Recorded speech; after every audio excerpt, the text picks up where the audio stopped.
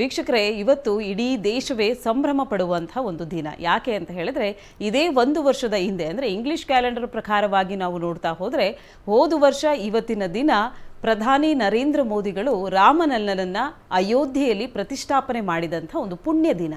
So ಈ ದಿನವನ್ನು ಅಂದರೆ ವರ್ಷದ ಆಚರಣೆ, ಆ್ಯನಿವರ್ಸರಿ ಅಂತ ನಾವೇನಂತ ಕರಿತೀವಿ, ಸೊ ಇವತ್ತಿನ ದಿನ ಬರುತ್ತೆ. ಹಾಗಾಗಿ ಇವತ್ತಿನ ಕಾರ್ಯಕ್ರಮದಲ್ಲಿ ಮತ್ತೊಮ್ಮೆ ರಾಮನನ್ನು ನೆನೆಸ್ಕೊಳ್ತಾ ಇದ್ದೀವಿ, ರಾಮನ ಆದರ್ಶಗಳ ಕುರಿತಾಗಿ ಮಾತಾಡ್ತಾ ಇದ್ದೀವಿ. ಹಾಗೆ ಅಯೋಧ್ಯೆಯಲ್ಲಿ ರಾಮಲಲ್ಲನನ್ನು ಸ್ಥಾಪನೆ ಮಾಡಬೇಕು ಅಂತ ಸುಮಾರು 5 ವರ್ಷಗಳ ಕನಸಾಗಿತ್ತು. ಆ ಕನಸು ನನಸಾದಂಥ ದಿನ ಇವತ್ತಿನ ದಿನವಾಗಿದೆ. ಹಾಗಾಗಿ ಇವತ್ತಿನ ಕಾರ್ಯಕ್ರಮದಲ್ಲಿ ಒಂದಷ್ಟು ವಿಚಾರಗಳನ್ನು ನಾವು ನಿಮಗೆ ತಿಳಿ ಹೇಳ್ತಾ ಇದ್ದೀವಿ. ಅಯೋಧ್ಯೆಯಲ್ಲಿ ಕೆಲಸ ಮಾಡಿರುವಂಥವರು ಕೂಡ, ಅವರು 2.5-3 ವರ್ಷಗಳ ಕಾಲ ಅಯೋಧ್ಯೆಯಲ್ಲಿ ರಾಮಲಲ್ಲನನ್ನು ಪ್ರತಿಷ್ಠಾಪನೆ ಮಾಡುವಂಥ ಕೆಲಸ ಕಾರ್ಯಗಳಲ್ಲಿ ತೊಡಗಿಸಿಕೊಂಡಿದ್ದಂಥವರು ಕೂಡ ಇವತ್ತಿದ್ದಾರೆ. ಹಾಗೆ ನಮ್ಮ ಹಿಂದೂ ಪಂಚಾಂಗದ ಪ್ರಕಾರವಾಗಿ ಇವತ್ತು ವರ್ಷದ ಆಚರಣೆ ಆಗುವುದಿಲ್ಲ. ಜನವರಿ 11ನೇ ತಾರೀಕಿಗೆ ಅದು ಹಿಂದೂ ಪಂಚಾಂಗದ ಪ್ರಕಾರವಾಗಿ ವರ್ಷದ ಆಚರಣೆ ಆಗೋಗಿದೆ ಅಂತ ಗುರುಗಳು ನಮಗೆ ಹೇಳ್ತಾ ಇದ್ದಾರೆ. ಹಾಗೆ ರಾಮನ ಆದರ್ಶಗಳನ್ನು ಕೂಡ ನಮಗೆ ತಿಳಿ ಹೇಳ್ತಾ ಇದ್ದಾರೆ. ರಾಮನ ಕಥೆಗಳನ್ನು ಅಂದರೆ ಪುರಾಣಗಳಲ್ಲಿ ಯಾವ ರೀತಿ ಉಲ್ಲೇಖಿಸಲಾಗಿದೆ ಇದರ ಕುರಿತಾಗಿಯೂ ಕೂಡ ನಾವು ನಿಮಗೆ ತಿಳಿಸ್ತಾ ಹೋಗ್ತಾ ಇದ್ದೀವಿ. ಇನ್ನು ಉಮೇಶ್ ಸರ್, ಏನು ಅಂತ ಹೇಳಿದ್ರೆ, ನೀವು ಸುಮಾರು 3 ವರ್ಷ ಅಲ್ಲಿ ಕೆಲಸ ಮಾಡಿರುವಂಥವ್ರು. ಕರ್ನಾಟಕದ ಕೊಡುಗೆ ಅದು ಆ್ಯಕ್ಚುಲಿ ಏನು ಅಂತ ಹೇಳಿದ್ರೆ, ಕರ್ನಾಟಕದವರೆಲ್ಲರೂ ಕೂಡ ನಾವೆಲ್ಲ ಸೇರಿಕೊಂಡು ಆ ಒಂದು ಕ್ಷೇತ್ರಕ್ಕೆ ಒಂದು ಕೊಡುಗೆಯನ್ನು ನೀಡಿದ್ದೀವಿ. ಸೊ ಆ ಕ್ಷಣಗಳನ್ನು ನಮಗೆ ಹೇಳಿದ್ರೆ, ಆ ಇನ್ಫ್ರಾಸ್ಟ್ರಕ್ಚರ್ ಹೇಗಿತ್ತು ಅಂದರೆ, ಬೇರೆ ದೇವಸ್ಥಾನಗಳಿಗೆ ಹೋಲಿಸ್ಕೊಂಡ್ರೆ ಈ ಒಂದು ಇನ್ಫ್ರಾಸ್ಟ್ರಕ್ಚರ್ ಬಹಳ ವಿಭಿನ್ನ ಮತ್ತು ವಿಶೇಷವಾಗಿತ್ತು ಅಂತ ಹೇಳಿದ್ರಿ. ಸೊ ಅದ್ರ ಬಗ್ಗೆ ನಮ್ಮ ವೀಕ್ಷಕರಿಗೆ ಇನ್ನೊಂದ್ಸಲ ಹೇಳೋದಾದರೆ, ಈ ದೇವಸ್ಥಾನ ಮಾಡಬೇಕಾದ್ರೇ ತುಂಬ ಯೋಚನೆ ಮಾಡಿದ್ದಾರೆ. ಹೀಗೆ ನೋಡಿ, ನಿಮಗೆ ಒಂದು 100 ವರ್ಷದ ಹಿಂದೆ ಕಟ್ಟಿರುವಂಥ ಹೊರ ದೇಶದಲ್ಲಿ, ಒಂದು ಪಾಶ್ಚಿಮಾತ್ಯ ದೇಶದಲ್ಲಿ ಅದರದ್ದೊಂದು ಹಿಸ್ಟ್ರಿ ಇರುತ್ತೆ. ಡಿಸ್ಕವರಿ ಚಾನಲಲ್ಲಿ ಬರುತ್ತೆ, ನ್ಯಾಷನಲ್ ಜಿಯೋಗ್ರಫಿಕಲ್ಲಿ ಬರುತ್ತೆ. ಆದರೆ ನಮ್ಮದು ಸಾವಿರಾರು ವರ್ಷಗಳ ದೇವಸ್ಥಾನ ಕಟ್ಟಿದ್ರು ಅದಕ್ಕೊಂದು ಇತಿಹಾಸ ಇಲ್ಲ. ಹೇಗೆ ಕಟ್ಟಿದ್ರು ಅನ್ನೋದಿಲ್ಲ. ಬಾಯಿ ಮಾತಲ್ಲಿ ಈಗ ಗುರುಗಳು ಹೇಳ್ತಾರೆ, ಹೇಗೆ ಹೇಳ್ತಾರೆ ಅದೇ ರೀತಿಯ ಬಾಯಿ ಮಾತಲ್ಲಿ ಇಂಥವ್ರು ಕಟ್ಟಿದ್ರು ಇಂಥವ್ರು ಕಟ್ಟಿದ್ರು ಅಂತ ಕೆಲವು ಇದ್ದಾವೆ. ಆದರೆ ಯಾಕೆ ಕಟ್ಟಿದ್ರು ಅನ್ನೋದಿಲ್ಲ. ಅದಕ್ಕೆ ಇವೆಲ್ಲ ತೀರ್ಮಾನ ಮಾಡಿ ಮುಂದಿನ ಪೀಳಿಗೆಗೂ ನಾವು ರಾಮ ಮಂದಿರ ಯಾಕೆ ಕಟ್ಟಿದ್ರಿ ಅನ್ನೋ ಒಂದು ಹಿಸ್ಟ್ರಿ ಇರಬೇಕು, ಒಂದು ಚರಿತ್ರೆ ಇರಬೇಕು. ಯಾಕೆ ಕಟ್ಟಿದ್ರು ಅನ್ನೋದಕ್ಕೆ ಅದಕ್ಕೆ ತುಂಬ ಯೋಚನೆ ಮಾಡಿದ್ದಾರೆ. ಅದಕ್ಕೆಲ್ಲ ಹಿಸ್ಟ್ರಿ ಮಾಡಿದ್ದಾರೆ, ಒಂದು ಡಾಕ್ಯುಮೆಂಟ್ರಿ ಮಾಡಿದ್ದಾರೆ. ಅದೇ ರೀತಿ ಅಲ್ಲಿ ಉಪಯೋಗಿಸಂತ ಯಾವುದೇ ಒಂದು ಕಲ್ಲು ಇರ್ಬೋದು, ಯಾವ ಭಾಗದಿಂದ, ಅದು ಇಡೀ ದೇಶದಿಂದ ಎಲ್ಲ ಕಡೆಯಿಂದನೂ ಕಲ್ಲು ತಂದಿದ್ದಾರೆ. ಇಡೀ ಒಂದು ರಾಮ ಮಂದಿರ ಅಂದರೆ ಒಂದು ರಾಷ್ಟ್ರ ಮಂದಿರ ಆಗಬೇಕು. ಇಡೀ ಭಾರತ ದೇಶದ ಪ್ರತಿಯೊಂದು ರಾಜ್ಯದ್ದು ಕೊಡುಗೆ ಇರಬೇಕು ಅಂತ ದಕ್ಷಿಣ ಭಾರತದಿಂದ ತಳಪಾಯದ ಕಲ್ಲು ತಗೊಂಡ್ಬಂದಿದ್ದಾರೆ. ರಾಜಸ್ಥಾನದಿಂದ ಮೇಲೆ ಇರುವಂಥ ಒಂದು ಪಿಂಕ್ ಸ್ಟೋನ್ ಏನು ಹೇಳ್ತಾರೆ, ಗುಲಾಬಿ ಬಣ್ಣದ ಕಲ್ಲಿನಿಂದ ಮಾಡಿರೋದು. ಈಗ ಇಡೀ ರಾಮ ಮಂದಿರ ನೀವು ನೋಡಿದ್ರೆ ಗುಲಾಬಿ, ಅದು ರಾಜಸ್ಥಾನದಿಂದ ಬಂದಿದೆ. ಗರ್ಭಗುಡಿಗೆ ನೀವು ಆ ಕಲ್ಲು ನೋಡಿದ್ರೆ, ಇದಾಕಿರೋದು ನೋಡಿದ್ರೆ ಮಕ್ರಾನ ಅಂತ, ವಿಶ್ವದಲ್ಲಿ ಅತ್ಯಂತ ಶ್ರೇಷ್ಠವಾದ ಒಂದು ಮಾರ್ಬಲ್, ಅಂದ್ರೆ ಒಂದು ಅಮೃತ ಶಿಲೆ ಅಂತ ಹೇಳ್ತಾರಲ್ಲ ಅದು. ಎಲ್ಲ ಕೆಲವರು ಹೇಳ್ತಾರೆ ತಾಜ್ ಮಹಲ್ ಕೂಡ ಅದರಲ್ಲೇ ಕಟ್ಟಿರೋದು ಅಂತ. ಅಂದ್ರೆ ಆ ಥರ ಇಲ್ಲ. ಆ ಒಂದು ಅಮೃತ ಶಿಲೆಯಿಂದ ಗರ್ಭಗುಡಿನ ಶೃಂಗಾರ ಮಾಡಿದ್ದಾರೆ. ನಮ್ಮ ತಮಿಳ್ನಾಡಿಂದ ಬಂದು ಬಾಗಿಲ್ಗೆ ಒಂದು ದ್ವಾರ ಏನು ಮಾಡ್ತಾರೆ, ನಾವು ಟೀ ಕುಡ್ ಅಂತ ಹೇಳ್ತೀರಿ, ಆ ಒಂದು ಮರದಿಂದ ಮಾಡಿ. ಹೀಗೆ ಅನೇಕ ವಿಶೇಷತೆಗಳಿದೆ. ಮತ್ತೆ ಈಗ ಪ್ರತಿಯೊಂದು ವಿಗ್ರಹ, ಒಂದು ಪಿಲ್ಲರ್ ಏನು ಹೇಳ್ತಾರೆ, ಒಂದು ಕಂಬ ಇದೆ, ಅದು ಅದರೊಳಗಡೆ ಸಣ್ಣ ಸಣ್ಣ ಸಣ್ಣ ಚಿತ್ರಗಳು, ಹೇಗೆ ನಮ್ಮ ಬೇಲೂರು ಹಳೇಬೀಡಲ್ಲಿ ಇದೆ ಆ ಥರ ಒಂದು ಚಿತ್ರ ಮಾಡಿದ್ದಾರೆ. ಅದನ್ನು ಮಾಡಿದವರು ಬಹುತೇಕ ಜನ ಒರಿಸ್ಸಾ ಕಲಾವಿದರು. ಈ ರೀತಿ ಇಡೀ ದೇಶದಿಂದ ಪ್ರತಿಯೊಬ್ಬರು, ಕೆಲವರು ವೆಸ್ಟ್ ಬೆಂಗಾಲಿಂದ ಬಂದಿದ್ದಾರೆ, ಅಸ್ಸಾಮಿಂದ ಬಂದಿದ್ದಾರೆ. ಪ್ರತಿಯೊಬ್ಬರು ಆ ಒಂದು ದೈವಿ ಒಂದು ರಾಷ್ಟ್ರ ನಿರ್ಮಾಣ, ನಾವು ಏನ್ ಹೇಳ್ತಾರೆ ರಾಮರಾಜ್ಯ ಹೇಳ್ತೀರಾ, ಅದೇ ತರ ರಾಮ ಮಂದಿರ ಅಂದ್ರೆ ಒಂದು ರಾಷ್ಟ್ರ ಮಂದಿರ ಆಗ್ಬೇಕು. ಅಲ್ಲಿ ಯಾವುದೇ ಜಾತಿ ಇದಿಲ್ಲ. ಅಲ್ಲಿ ಈಗ ಬೇರೆ ದೇವಸ್ಥಾನಗಳಿಗೆ ಹೋದ್ರೆ, ನಾನು ಹೇಳ್ಬಾರ್ದು ಆದ್ರೆ ಹೇಳ್ತೀನಿ, ಕೆಲವು ದೇವಸ್ಥಾನಗಳು ಹೋದ್ರೆ ಒಂದು VIP ದರ್ಶನ ಇರುತ್ತೆ, 200 ರೂಪಾಯಿ ಟಿಕೆಟ್ ಇರುತ್ತೆ, 300 ರೂಪಾಯಿ ಇರುತ್ತೆ, 1000 ರೂಪಾಯಿ ಟಿಕೆಟ್ ಇರುತ್ತೆ. ಅದೇ ರಾಮ ಮಂದಿರದಲ್ಲಿ ಅದು ಯಾವುದೂ ಇಲ್ಲ. ಪ್ರತಿಯೊಬ್ಬ ಜನಗಳು ಬಂದ್ರೂ ಒಂದು ಪೈಸಾ ಕೊಡ್ತೀರಾ ದೇವ್ರ ದರ್ಶನ ಮಾಡಬೇಕು ಅಂತಿದೆ. ಆದ್ರೂ ಕೆಲವೊಂದು ಇದ್ದೇ ಇರ್ತದೆ. ಒಂದು ಈಗ ಯಾರೋ ಒಂದು ರಾಷ್ಟ್ರಪತಿಗಳು ಬರ್ತಾರೆ, ಯಾರೋ ಮಿನಿಸ್ಟರ್ಗಳು ಬರ್ತಾರೆ, ಅವ್ರಿಗಂತ ಒಂದು VIP ದರ್ಶನ ಇದೆ, ಒಂದು ವಿಶೇಷ ವ್ಯವಸ್ಥೆ ಇದೆ. ಯಾಕಂದ್ರೆ ಸಾಮಾನ್ಯ ಜೊತೆ ಒಂದು ಭದ್ರತಾ ದೃಷ್ಟಿ ಇರ್ಬೋದು, ಆ ಒಂದರಿಂದ ಮಾಡ್ತಾರೆ.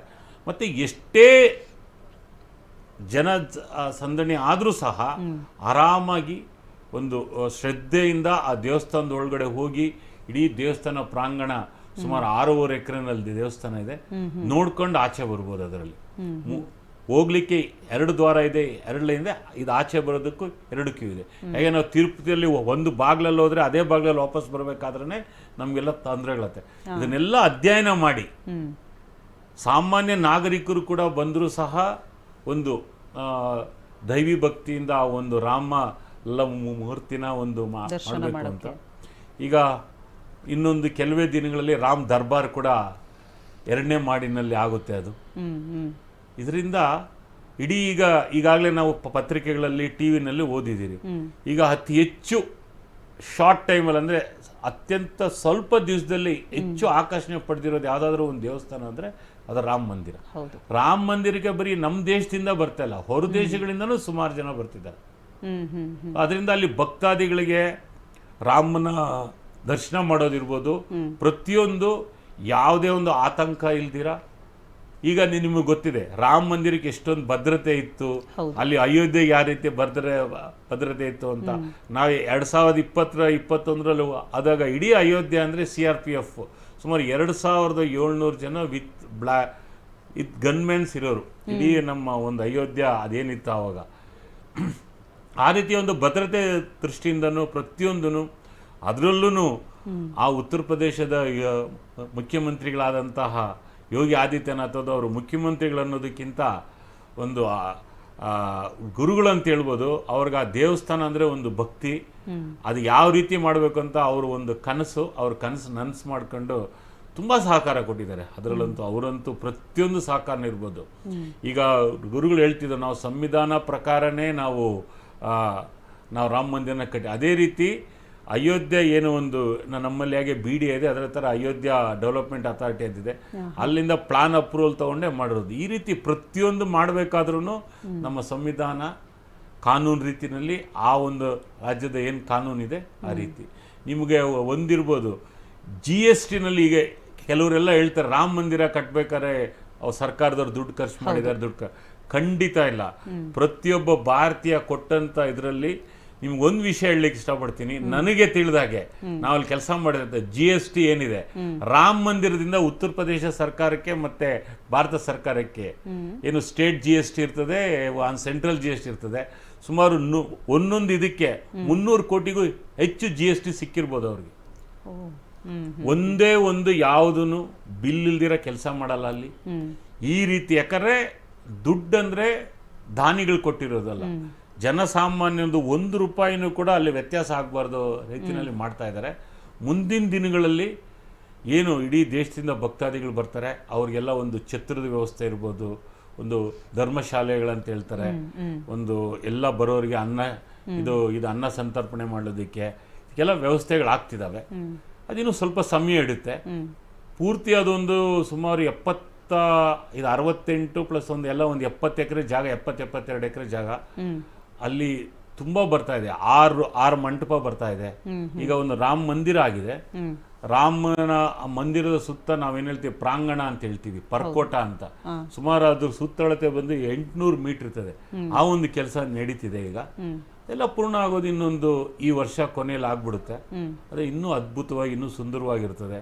ಮತ್ತೆ ಅಲ್ಲಿ 6 ಸಪ್ತ ಋಷಿಗಳದ್ದು ಒಂದು ಮಂಟಪ ಬರ್ತಾ ಇದೆ, ದೇವರುಗಳು ಬರ್ತಾ ಇದೆ, ಪ್ರತಿಯೊಂದು ದೇವಸ್ಥಾನ ಇದೆ, ತುಂಬಾ ಅದ್ಭುತವಾಗಿ ಮೂಡಿ ಬರ್ತದೆ. ಎಲ್ಲರೂ ಪ್ರವಾಸಿ ಕೇಂದ್ರ ಅಂತ ದಯವಿಟ್ಟು ಯಾರು ತಿಳ್ಕೊಂಬೇಡಿ. ಅದೊಂದು ಧಾರ್ಮಿಕ ಕ್ಷೇತ್ರ, ಶ್ರದ್ಧೆಯ ಕೇಂದ್ರ ಆಗ್ಬೇಕದು. ಎಲ್ಲರೂ ನಾನೊಂದು ಅಯೋಧ್ಯೆಗೆ ಟೂರ್ ಹೋಗ್ತೀನಿ ಅನ್ನೋದಲ್ಲ, ಧಾರ್ಮಿಕ ಆಧ್ಯಾತ್ಮಿಕ